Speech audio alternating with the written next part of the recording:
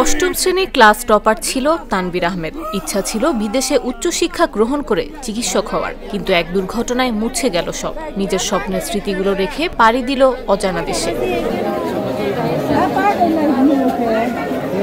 উত্তরা বিমান বিধ্বস্তের ঘটনায় প্রাণ হারানো ফুলগুলোর মধ্যে তানভীরও একজন। ছেলেকে হারিয়ে শোকে স্তব্ধ বাবা। অভিযোগের সুরে বললেন, কর্তৃপক্ষের অবহেলার কারণেই ক্লাসের ফার্স্ট বয় এখন কবরে। এই অবহেলার কারণে ওইখানে বিমান প্রশিক্ষণ চলছিল, স্কুলে ক্লাস চলাকালীন বিমান প্রশিক্ষণ চলছিল।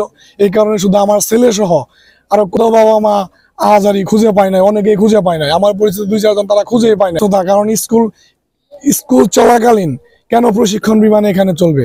স্কুল ছুটির পরে চলবে অথবা হলিডেতে চলবে। এটা টোটালি মাইলস্টোন কর্তৃপক্ষের ব্যর্থতা। তানভীরের স্বজন ও প্রতিবেশীদের দাবি, এ ব্যাপারে সরকারের প্রয়োজনীয় পদক্ষেপ নেয়ার, যেন আর কোনো বাবা মায়ের বুক খালি না হয়। তানভীরের বন্ধু বান্ধবরা সবাই জীবিত। ক্লাস 8-এর শুধু তানভীর একাই, সবাই বের হয়ে গেছে। ও ক্লাস ক্যাপ্টেন, ওর দায়িত্ব পালন করতে গিয়ে ওর আজকে এই অবস্থা।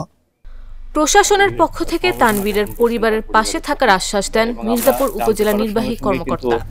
উপজেলা প্রশাসনের থেকে পরিবারের সাথে সার্বক্ষণিক যোগাযোগ করা হয়েছে এবং আমরা সবসময় তাদের পাশে ছিলাম এবং আগামীতেও পাশে থাকবো।